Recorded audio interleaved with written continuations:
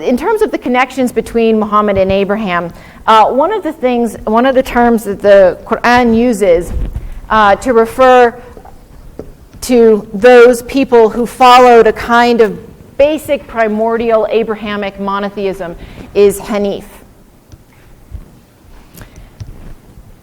One of the things Abraham and Muhammad have in common is they are both monotheists. They are monotheists even before they receive revelation. They are monotheists living in a polytheistic context. Abraham is a monotheist, and he's living among idolaters in the Quranic account.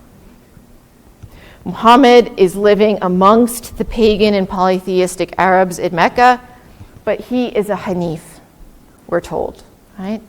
He does not participate, he never participates in that pagan or polytheistic culture. He is, from his earliest times, his earliest life, a monotheist, a primordial monotheist in the Abrahamic sense, right? That is, not a monotheist who follows the Jewish law, not a monotheist who follows Christian doctrine, right? Not a Jew or a Christian, but a monotheist in the Abrahamic sense, which is a very simple, very pure monotheism. It's connected to this word Hanif, and this word Hanif is very specifically used both for Abraham and for Muhammad in the Quran. Because they live among, they're monotheists who live among polytheists, both Abraham and Muhammad eventually have to flee their homeland. Abraham is driven out by his people, and Muhammad and his followers in Mecca eventually also have to leave Mecca and go to Medina. And the name Abraham, what does the name Abraham mean? The father of many, or many nations, right? And it's a name that's given to him by God in recognition of the legacy and the heritage that he will have. Abraham is the father of many, and he opens up this bifurcated heritage. But the Quran says that Muhammad is the father of none of your sons. Muhammad doesn't have any sons.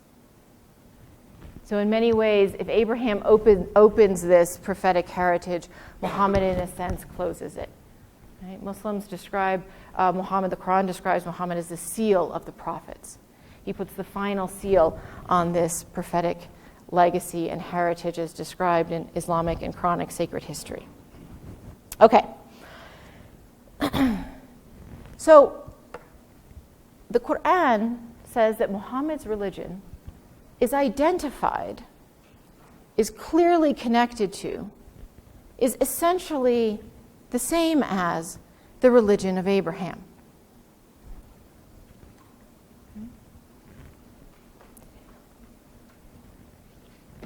These are some verses from the Quran, and in the Quran the Prophet is told to say, this say here is an address to Muhammad, I am no new thing among the messengers.